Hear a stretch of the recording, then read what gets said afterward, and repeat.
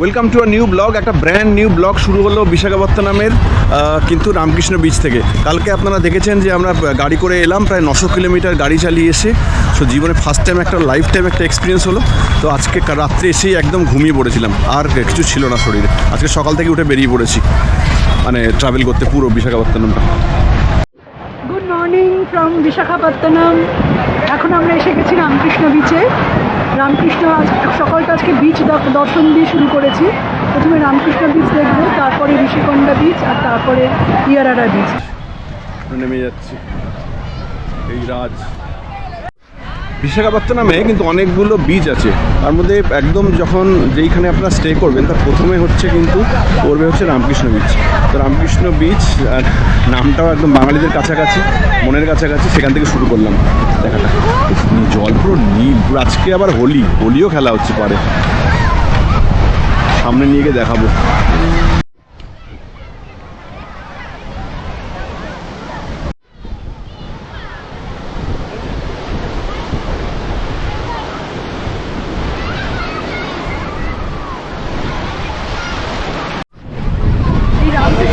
কিন্তু অসাধারণ, মানে এইরকম বীজ খুব কম দেখা যায় যেখানে পাহাড় এসে সমুদ্রে মিশেছে। ওইখানটা দেখে দেখা যায় পরিষ্কার পাহাড় এসে, আর ওখানে একটা জাহাজ দাঁড়িয়ে আছে দেখতে পাচ্ছি। খুব সুন্দর এই বীজটা, খুবই সুন্দর। এরকম বীজ আগে কখনো দেখিনি, অনেক বীজ দেখেছি, এরকম বীজ দেখি। আমাদের মোটা দেখা শেষ, রামকৃষ্ণ বিচ দেখা শেষ। এখন আমরা আছি ঋষিকোন্ডা বিচের দিকে। কৃষ্ণ বিচ থেকে এবার আমরা সোজা যাচ্ছি হচ্ছে ঋষিকোন্ডা বিচের দিকে। Our hearts beat to the city streets.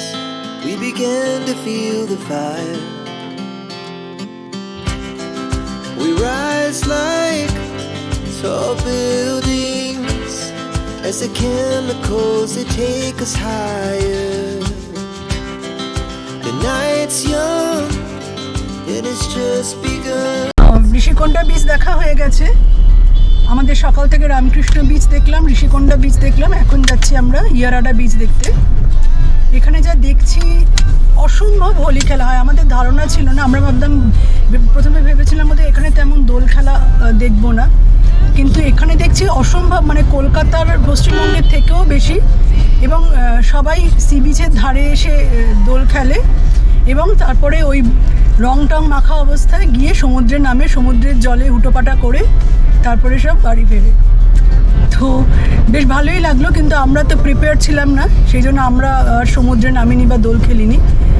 এখন আমরা যাচ্ছি ইয়ারাডা বিচের দিকে।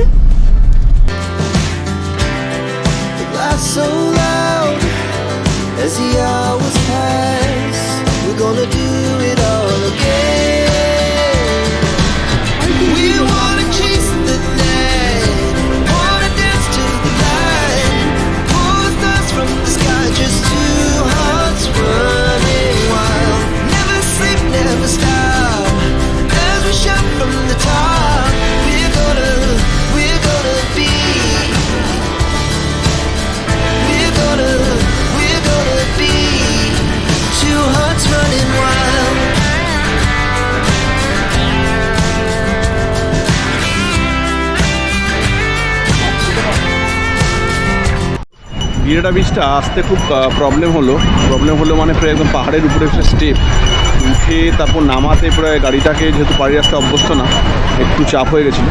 কিন্তু এইখানে ইয়ারাডা বিচটা এসে বুঝলাম যে কেন এত মানে বিরাটটা এত ফেমাস। দেখুন পুরো যেখানে পাহাড় সমুদ্রের কনফ্লুয়েন্স, পাহাড় আর সমুদ্র দুটোই মিশেছে, এরকম কিন্তু খুব বেশি পাওয়া যায় না। তো এটা কিন্তু সেই জন্যই লোকে এত পাহাড় চড়ে নেমে প্রায় বিশাখাপত্তনম থেকে প্রায় 30 কিলোমিটার দূরে এই জায়গাটায় কিন্তু আসে। তো এসে কিন্তু মনটা ভরে গেল। এই জায়গাটা কিন্তু অবশ্যই একটা মাস্ট ভিজিট।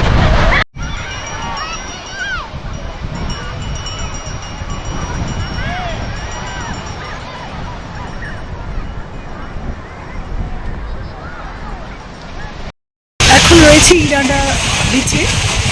অনেকটা চড়াই উতরাই পথ পেরিয়ে এসেছি, আসাটা সার্থক। যে বলে না, যেখানে পাহাড় সমুদ্রে মেশে, এই জায়গাটা আক্ষরিক অর্থে তাই। ঘন নীল সমুদ্র, সেখানে ঘন সবুজ পাহাড় এসে মিশেছে। অপূর্ব সুন্দর, অপূর্ব।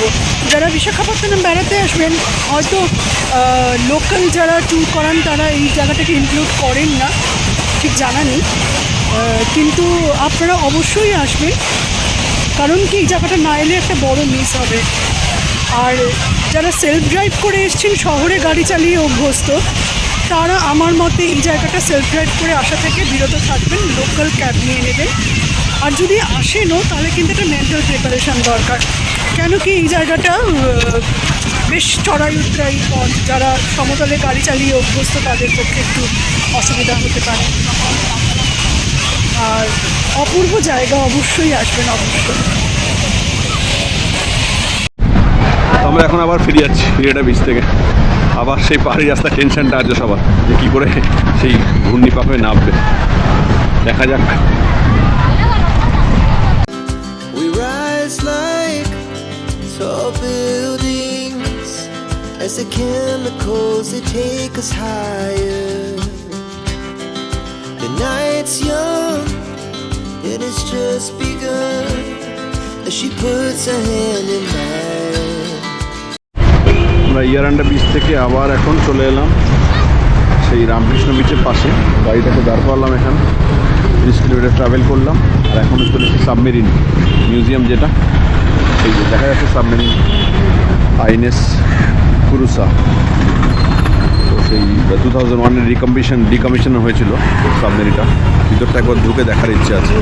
DU-142 যে এয়ারক্রাফট মিউজিয়ামটা, সেটা এখানে আছে। সেটা নিউ টাউনের অলরেডি একটা ব্লগে আমরা দেখি সেটাতে যাওয়া যায় নাকি, বাট সাবমেরিনটা নিয়ে বেশি এক্সাইটেড আমরা সবাই। এই হচ্ছে পুরো মেরিন ড্রাইভের দুপাশে সন্ধ্যাবেলা প্রচুর লোক বেরিয়ে পড়েছে লেজার ওয়াক করতে। ওকে দেখে নেওয়া যাক তাতে।